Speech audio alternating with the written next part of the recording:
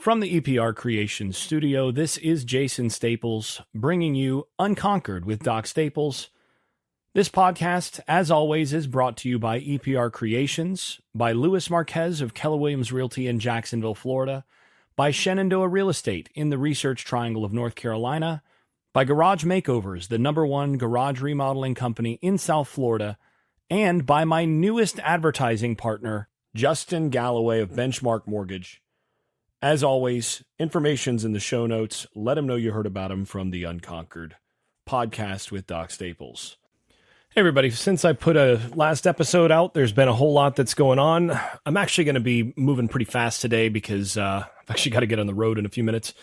If I'm not able to finish this up, well, I'm going to have to do this with my road set up, and you'll notice that the audio changes mid-episode if that's what has to happen, but hopefully I can finish this before all that goes down. In any case, since I last put out an episode, a few additional guys were able to transfer in.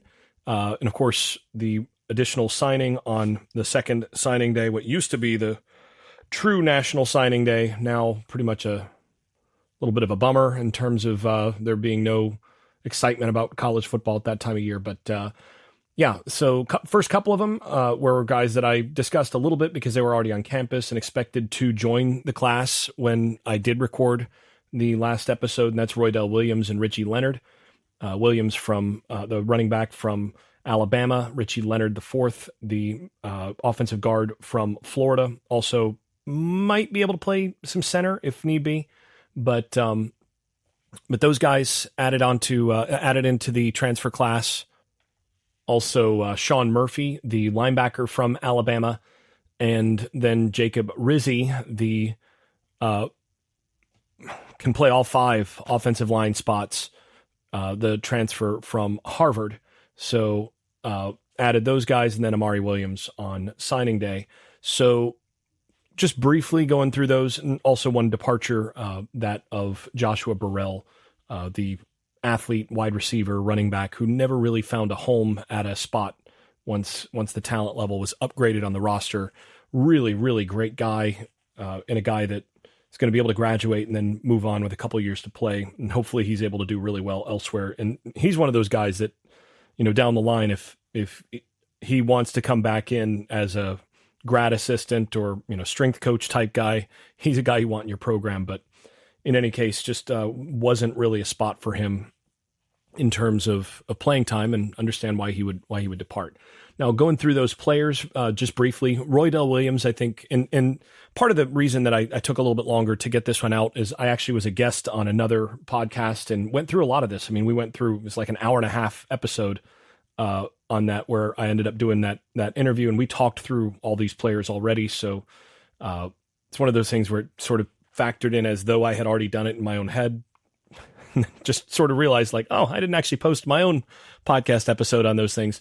In any case, Roydell Williams, what I said then is what I stand by on this. Williams is a really good fit for Norvell's offense because of essentially what they needed at the running back position. They've already gotten Toafili. They've got that Swiss Army knife. Jalen Lucas, kind of a similar, more speed-based Swiss Army knife for that tailback position, the 3 position, when they line that up in the backfield. A guy who can line up out wide in the slot, in the backfield, can be a solid runner, but not a true between the tackles grinder and, every down back. That really is something that they didn't have anybody proven to bring back after with the departure of Benson last year. And frankly, last year they missed Trayshawn Ward quite a bit in that role, just because of the kind of runner that he was. Heavy vision guy, more quick than fast guy that is one cut and find that space.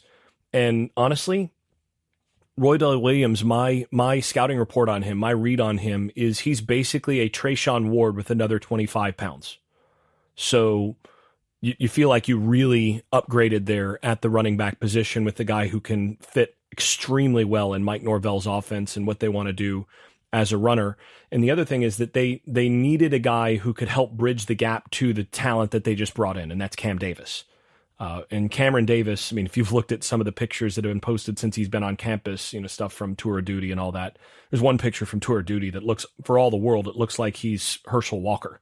I mean, just there's some guys who, they step out of the car when they arrive on campus first day as a freshman, and they just look different. And that's one of those guys that looks different. And as I passed along a couple months ago, one of my buddies who coached against him in high school texted me and said, that dude's going to be instant impact at Florida State. When Rodney transferred, for example, no concerns, because that guy's going to be better than Rodney Hill from day one. And Hill's a good player. I mean, you all know from listening to this show that I liked Rodney Hill a lot. Still do. I think he's a good back. But Cam Davis is a more talented player and a better player, and ultimately a better fit for especially the bigger back role in Norvell's offense. And they needed a guy who could come in, especially early in the year, and shoulder a lot of that load while Davis is sort of getting his feet on the ground, getting his feet wet. And ideally what you can do is kind of have Roydell Williams take the majority of that load early in the season. And then as the season goes, if Cam Davis starts to get comfortable, maybe he starts taking some more of those carries. But Williams gives you a really strong veteran presence who can do a lot. And like I mentioned on the last episode, before he actually officially joined the class, the word out of Alabama is he's also an absolute terror on special teams, just a great special teams player. So that also really helps. And that'll probably end up being a way that he finds himself on an NFL roster when it all comes down to it. So Roydell Williams, a really good ad. Richie Leonard is a guy that when I first looked at it, and I first looked at him as a possibility, I was a little surprised that he might be a take. And then I started looking at some of the Florida offensive line footage and went, yeah, he was the best guy in their offensive line. So it makes sense to go ahead and take that guy. And he's a guy that I think is a plug and play starter for Florida State. I'm not sure Terrence Ferguson is, but I do think Richie Leonard is. And I think he's a guy that can really help stabilize you inside. I think he's an upgrade over what you had as your starting guards last year. I think once he gets situated and gets settled, he's going to be one of those guys. He'll probably lead the offensive line in snaps at guard next year. Just a guy that I think is pretty solid. Sean Murphy, hadn't discussed him at all, because aside from the guest appearance, just because he was not on the radar when I last recorded. But Murphy is a guy that I've got some questions about how well he moves laterally. I mean, he seems, in what I've seen of him so far, to be a pretty linear guy. He's got some legit downhill burst and straight speed. He can close on guys. The kind of body that Florida State hasn't had at linebacker all that often in recent years.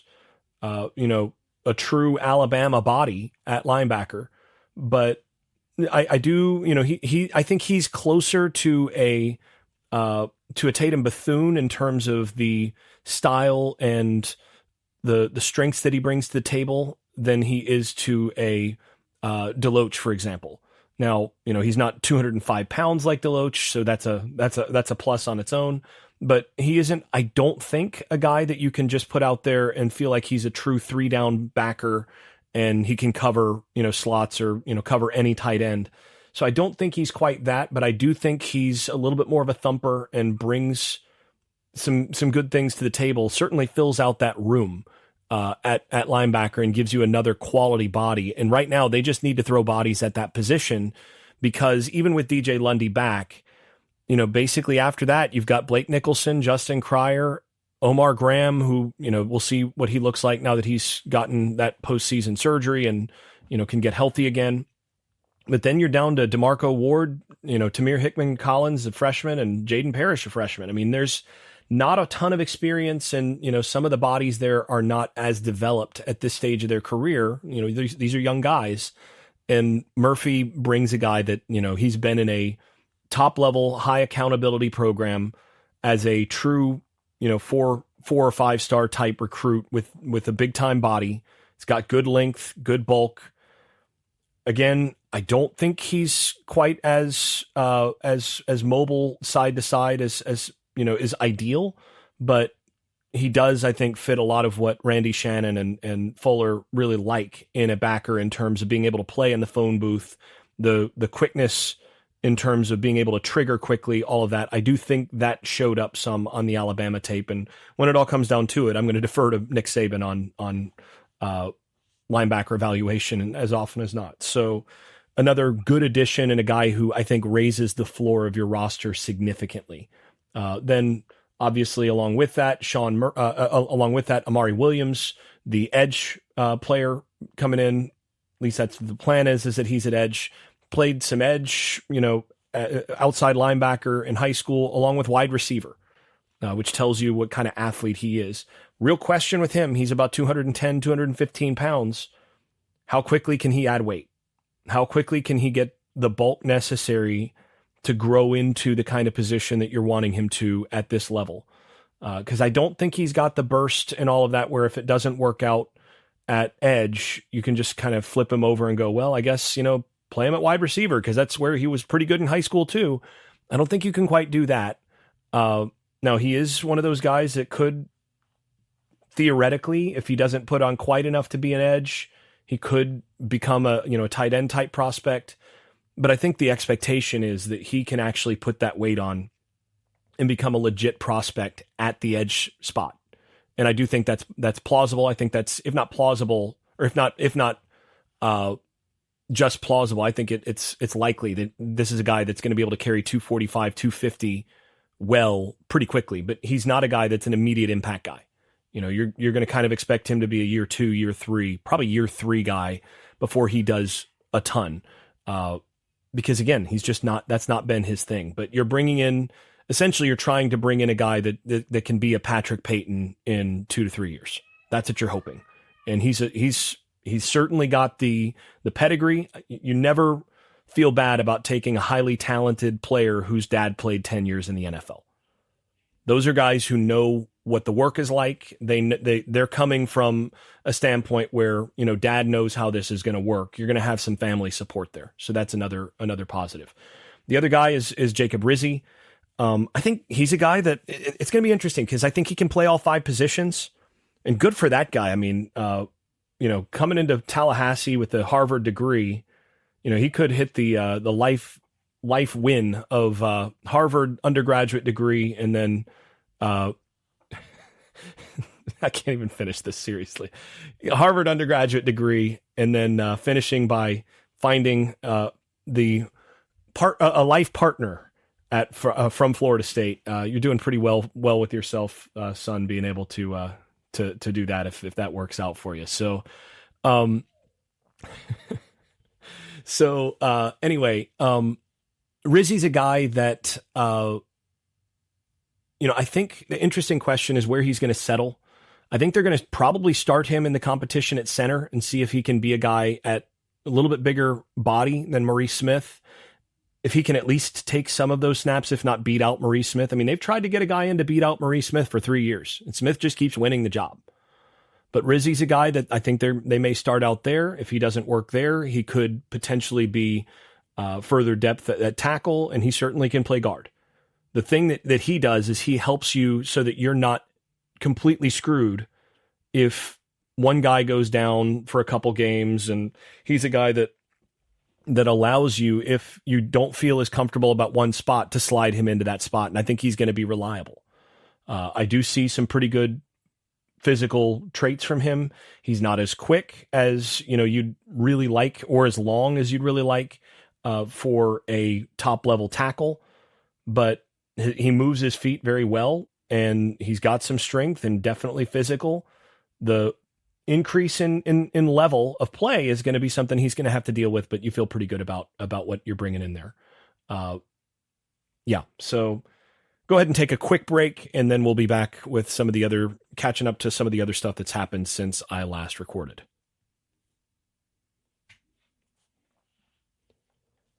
All right, welcome back. So Florida State brought in, as one of the other things that's happened since I last recorded, brought in Rick Stockstill to be the director of scouting for offense.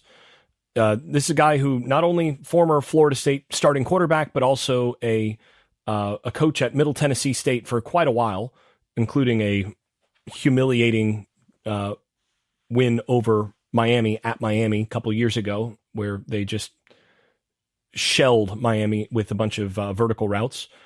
This is a guy who I think this makes a lot of sense for them.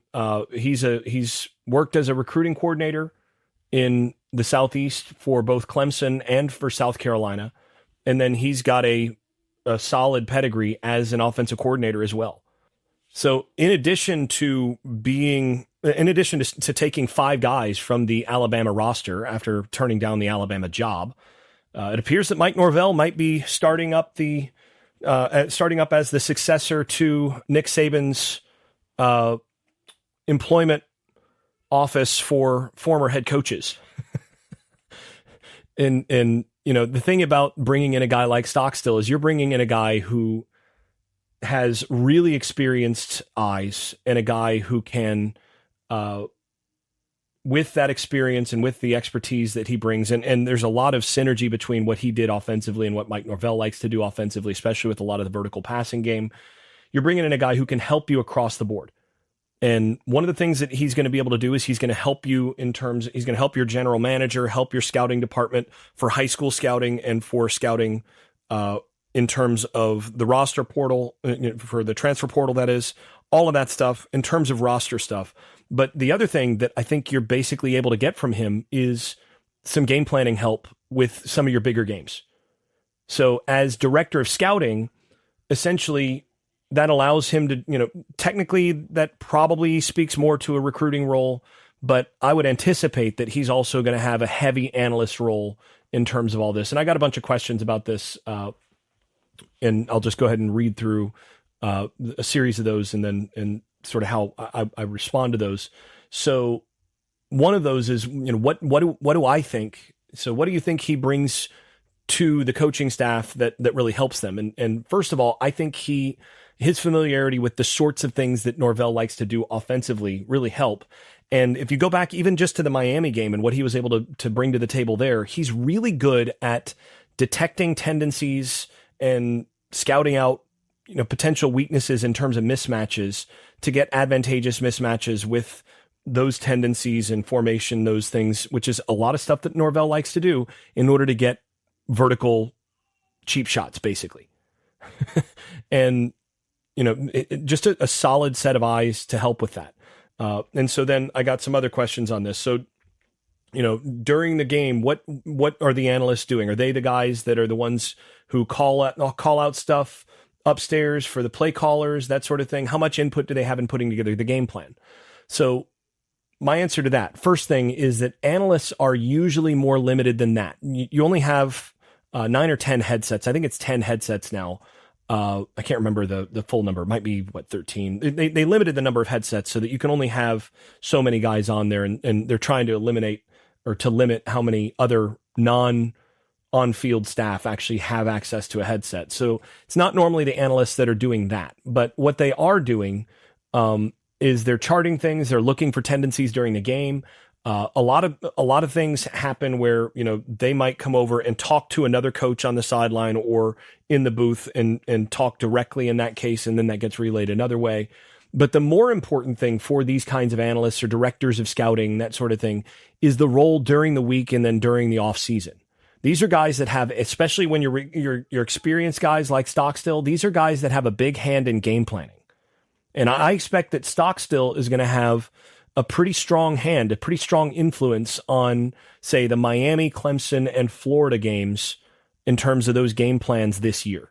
And what you're doing there is you're watching a ton of film, you're charting tendencies, you're noting weaknesses and strengths, you're observing personnel patterns, things like that. All these sorts of things that can be taken advantage of, and then how you can work with that given your own strengths and weaknesses, and then what to avoid and when given your own strengths and weaknesses. Essentially what you're doing at that stage in the planning process is you're building out a preliminary game plan with some call sheet stuff based on what your offense and defense do. In his case, it would be offense, with additional details for players to help them get familiar with what they need. And people would be surprised by how much this is done, how much of this process, this game planning process, is done during the off season. So in January and February, these are months where your coaching staff, your analysts, are already going through not only a self-scout of your own program, but they're going through the scouting process of going through basically all the stuff from your opponents, and you're putting together preliminary game plan stuff early in the year before you're even getting to spring ball, all that stuff. You're already starting to plan some of what you're going to call, some of what you're going to do going into the next year. And then when you get past spring ball, you're reevaluating, obviously there's some more roster movement. There's different things that happen at that point. And during the summer, your analysts, your whole team, you are already grinding on material that you're going to put into preliminary game plan stuff before the season to have that stuff ready to go when it comes to game week. And then by the time you get to game week, this is your third or fourth time through what these teams do. You've already got preliminary stuff, and now you're updating based on what those teams have done to that point in the season. And one of the reasons having an army of experienced analysts helps is during the season, let's say you've got Miami in the, game 10 or whatever it is, or game 9, where you've got a rivalry game against one of the better teams on your schedule. You don't want to wait until then to do all of your game planning in a 2-day period, getting ready for that game.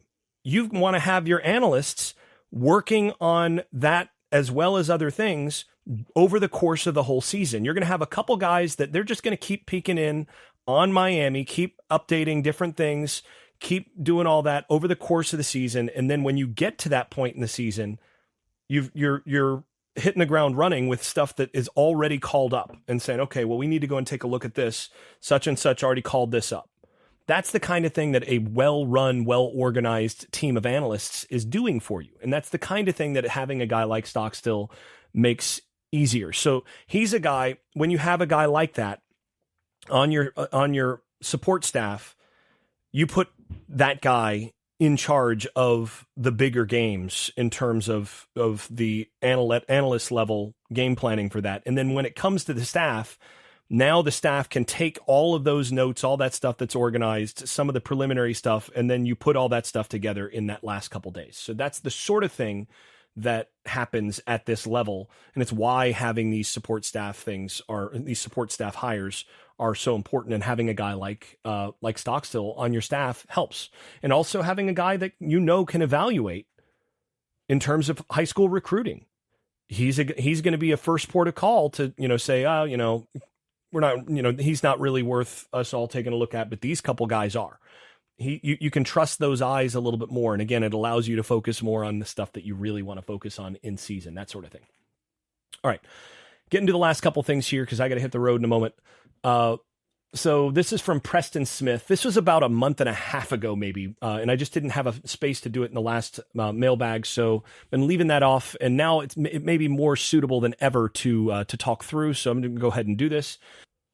With NIL and its impact, I would think it can be used to make up for, he says, a scholarship, changing what a walk-on traditionally has been. Should roster requirements be changed in light of this?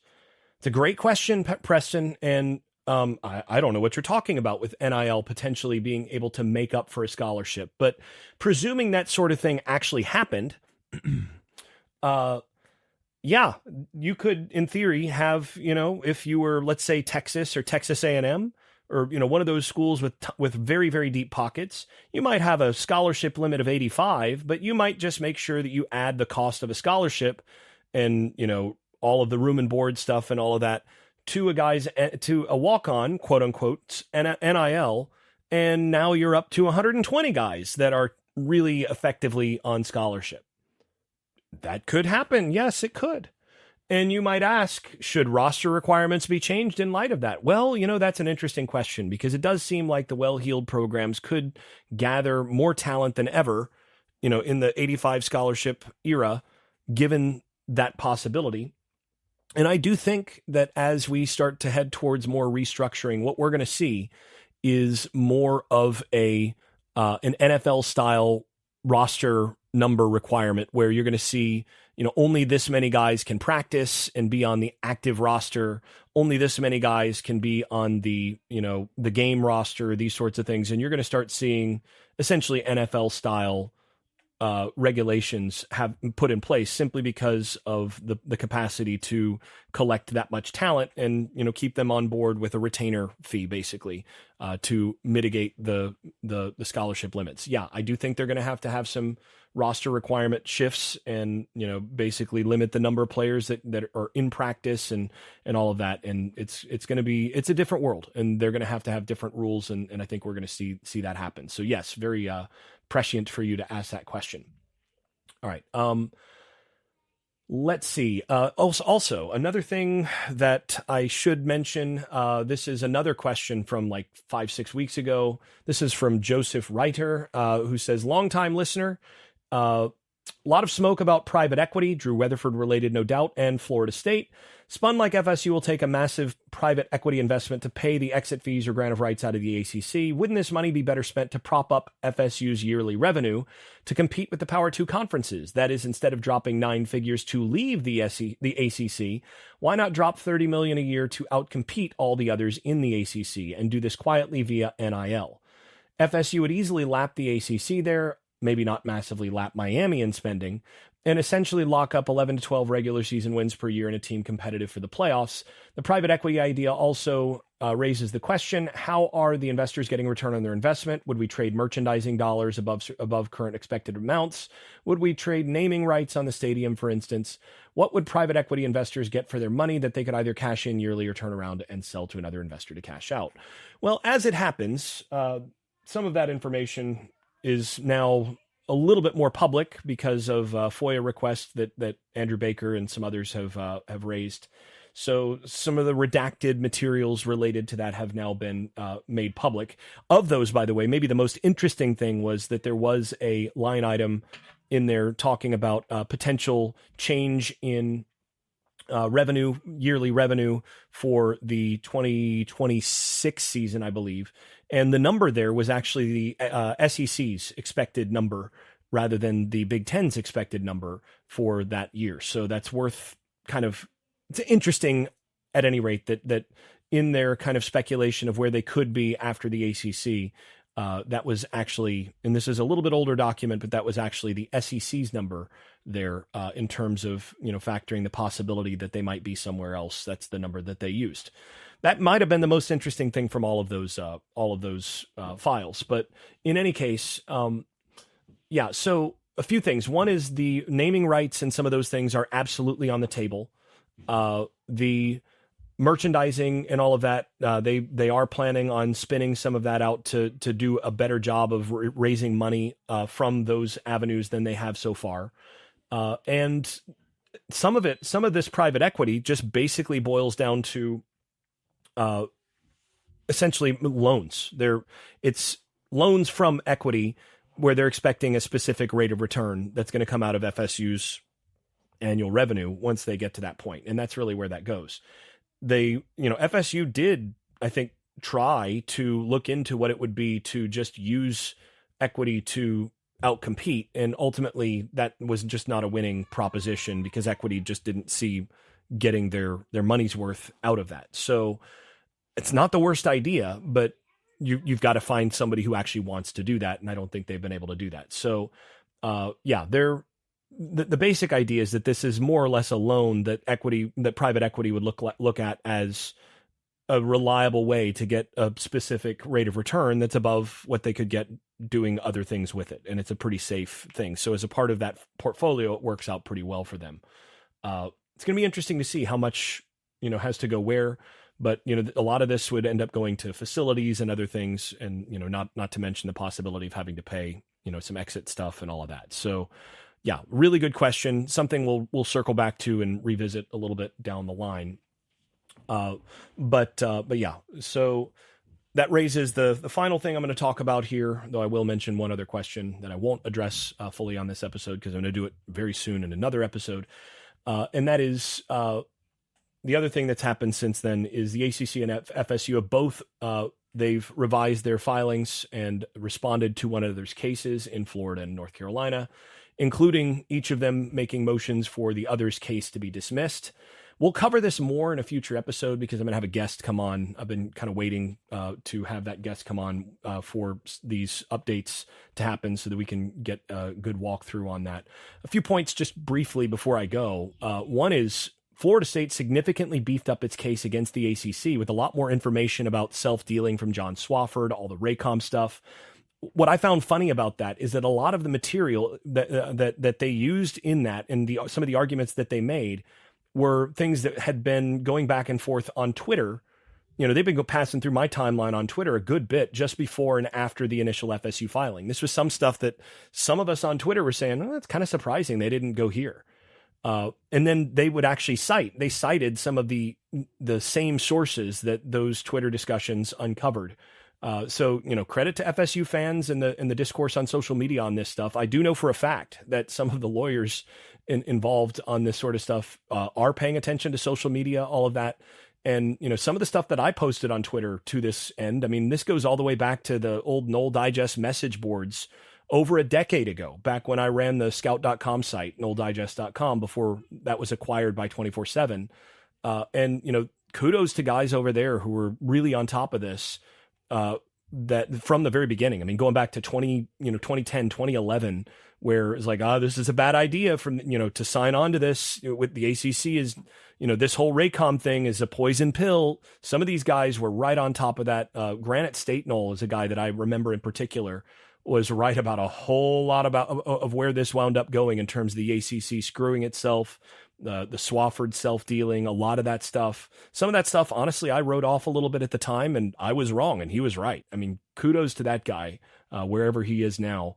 And there were more. There were others on the Knoll Digest platform. I just remember on that message board. I just remember that particular name because probably the most obsessed with the real conference realignment stuff of anybody.